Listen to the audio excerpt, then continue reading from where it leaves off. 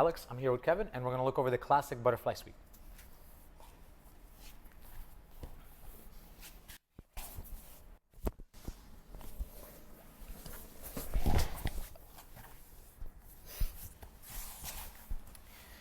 We're going to start from the butterfly guard with a neutral leg positioning. So I have both my hooks engaged.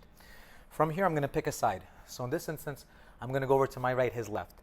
So I'm going to get a 2-on-1 control on Kevin's arm, and I'm going to scoot in, creating an angle on his left leg.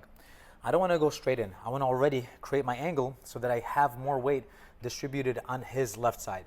So from here, I'm going to put my right foot forward, and I'm going to scoot myself towards my right, his left. As soon as I'm here, now I'm going to be able to win my underhook battle. From the underhook, I need to make sure that my head is underneath his, and I'm going to place my ear in the center of his chest, just like that. As I'm doing this, I'm now going to use my opposite hand to take away his posting arm. So I'm going to grab either his wrist, or I'm going to grab his elbow, his tricep. Personally, I prefer the elbow or the tricep. So I'm going to find the elbow or the tricep, and I'm going to connect myself to Kevin. I'm going to fall onto my left shoulder. As I fall onto my left shoulder, I'm going to kick my right leg towards the ceiling. I'm often going to follow through either to a mount, or sometimes Kevin is going to close his legs in a quarter half guard, and then I'm going to look to pass that shortly after. So as soon as my partner is here, I'm going to get my 2-on-1, and I'm going to scoop myself in. I'm already positioning my left leg so that it's out of my way. A lot of times, I would keep my left leg here, and sometimes my leg would be in my own way. But for the fall to work, I want to fall completely on my shoulder, and now this leg is out of the way. Sometimes, if you need a little bit more air, as you're falling, you can use this leg to lift your hip up, especially if your partner is taller than you. So my leg is already going to be in that spot. So as I have my underhook, and I'm going to have my head underneath his, from here, I'm going to win the posting arm battle, because if I try to do the sweep without controlling that arm, he's going to be able to post.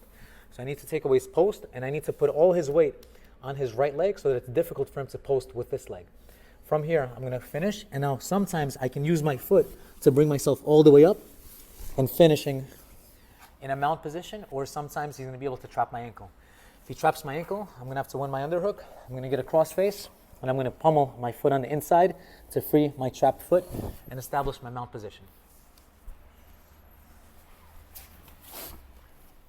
So one more time, I need some form of distance control. So I'm going to get a 2-on-1 to bring myself to him. And notice I'm already taking my foot, and I'm already angling it in the right spot. When I'm doing this with my foot, it's also going to be harder for him to bring this leg up and try to counter the butterfly hook that I created for myself. Finding my underhook, getting my overhook. So from these two grips, I have to make sure my head is underneath his. If his head goes underneath mine, he's now going to be able to push my back flat.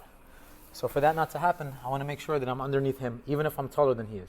I'm going to fall on my shoulder, not onto my back.